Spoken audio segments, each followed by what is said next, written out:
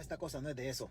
Vea, por ahí andan unos campesinos del oriente de El Salvador, bien reventados, bien jodidos.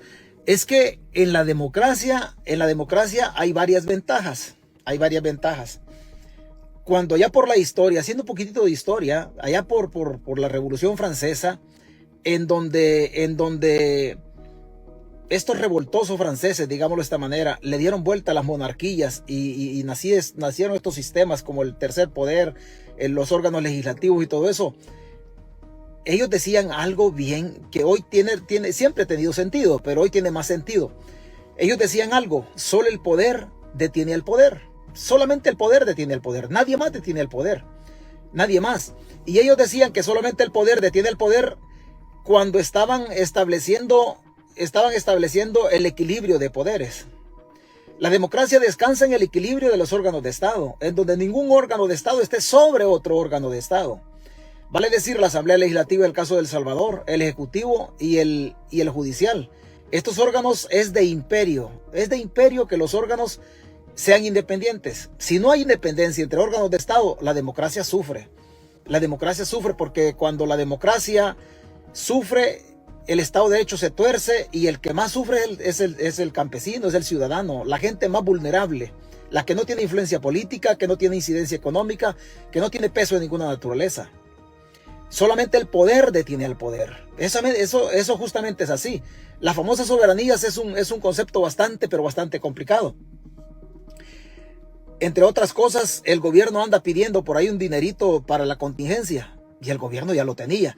Pero escuchemos qué dicen algunos campesinos sobre las propiedades que les están quitando en la famosa expropiación. Nosotros hemos hablado largo y tendido, fundamentalmente a finales de año del 2021. Hemos hablado de esto muchísimo, pero igual, como siempre ha sido, las puteadas a la orden del día. Decían: no, mi presidente no va a hacer eso. Es mentira, mi presidente nos quiere a nosotros. Es más, nos está cuidando.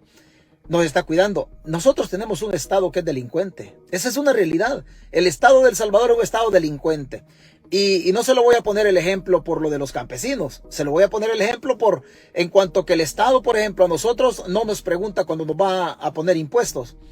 No nos pregunta, van y legislan nada más en la famosa representación que tenemos en la Asamblea.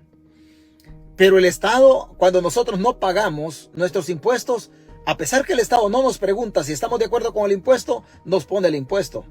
Cuando no pagamos el impuesto, nos mete presos. Y se recupera la libertad hasta que pagamos la cantidad adeudada al fisco. En un delito que no nos preguntaron a nosotros, pero nos pusieron impuestos. Hasta ahí todo está bien, aparentemente.